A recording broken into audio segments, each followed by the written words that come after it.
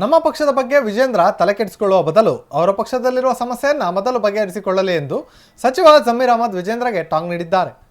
ದಾವಣಗೆರೆಯಲ್ಲಿ ಸುದ್ದಿಗಾರರೊಂದಿಗೆ ಮಾತನಾಡಿದ ಅವರು ಯತ್ನಾಳ್ ಅವರನ್ನು ವಿಜೇಂದ್ರ ಮೊದಲು ಸಮಾಧಾನಪಡಿಸಿ ಸುಮ್ಮನಾಗಿಸಿ ಎಂದು ಟಾಂಗ್ ನೀಡಿದರು. ಇನ್ನು ಕೋವಿಡ್ಗೆ ಸಂಬಂಧಿಸಿದಂತೆ ಮುನ್ನೆಚ್ಚರಿಕೆಯಾಗಿ ಎಲ್ಲ ರೀತಿಯ ಕ್ರಮಗಳನ್ನು ಕೈಗೊಳ್ಳಲಾಗಿದೆ ಎಂದ ಅವರು ಏರ್ಪೋರ್ಟ್ಗಳಲ್ಲಿ ಮಾಸ್ಕ್ ಕಡ್ಡಾಯ ಮಾಡಿದ್ದು ಇದರಿಂದ ಯಾರು ಕೂಡ ಹೆದರುವ ಅವಶ್ಯಕತೆ ಇಲ್ಲ, ಜಾಗೃತರಾಗಿರಬೇಕೆಂದು ಸಲಹೆ ನೀಡಿದರು.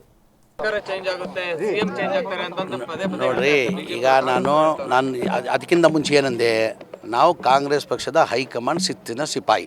ನಮ್ಮ ಕಾಂಗ್ರೆಸ್ ಪಕ್ಷ ಏನು ನಿರ್ಧಾರ ಮಾಡ್ತೀವಿ ಅದಕ್ಕೆ ನಾವೆಲ್ಲ ಬದ್ಧ. ಸದ್ಯಕ್ಕೆ ಆ ಥರ ಏನಿಲ್ಲ. ಈ 5 ವರ್ಷ ಮನೆ ಸಿದ್ದರಾಮಯ್ಯ ಅವರು ಮುಖ್ಯಮಂತ್ರಿ ಇರ್ತದೆ.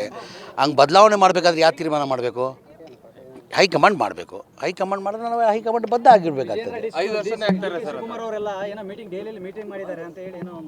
ಯಾವುದು ಏನು ಆ ಥರ ಇಲ್ಲ. ಆ ಥರ ಅವ್ರು ನಮ್ಮ ಪಕ್ಷದ ಏನಕ್ಕೆ ರೀ, ಅವ್ರ ಪಕ್ಷದ ಬಗ್ಗೆ ನಾವು ಮಾತಾಡ್ತೀವಿ. ನಮ್ಮ ಪಕ್ಷದ ಬಗ್ಗೆ ಏನಕ್ಕೆ ಅಷ್ಟು ತಲೆ ಕೆಡಿಸ್ಕೊಂಡಿದ್ದಾರೆ ಅವರು? ಈಗ ಅವ್ರ ಪಕ್ಷದ ಬಗ್ಗೆ ನಾವು ಚಿಂತನೆ ಮಾಡ್ತಾಯಿದ್ದೀವ. ನಮ್ಮ ಪಕ್ಷ ನಾವು ನಾವು ಏನು ಬೇಕಾದ್ರು ಮಾಡ್ಕೊತೀವಿ. ಮೊದಲೇ ಅವ್ರದ್ದು ನೋಡ್ಕೊಳ್ಳೋಗಿಲ್ಲ, ಯತ್ನಾಳ್ ಸರಿಪಡಿಸ್ಕೊಳ್ಳೋಗಿಲ್ಲ ಅವ್ರಿಗೆ. ಯತ್ನಾಳ್ದು ಇದೆಯಲ್ಲ ಅದು ಸರಿಪಡಿಸ್ಕೊಳ್ಳೋಗಿಲ್ಲ.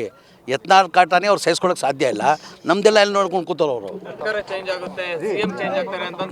ನೋಡ್ರಿ, ಈಗ ನಾನು ಅದಕ್ಕಿಂತ ಮುಂಚೆ ಏನಂದೆ, ನಾವು ಕಾಂಗ್ರೆಸ್ ಪಕ್ಷದ ಹೈಕಮಾಂಡ್ ಸಿತ್ತಿನ ಸಿಪಾಯಿ.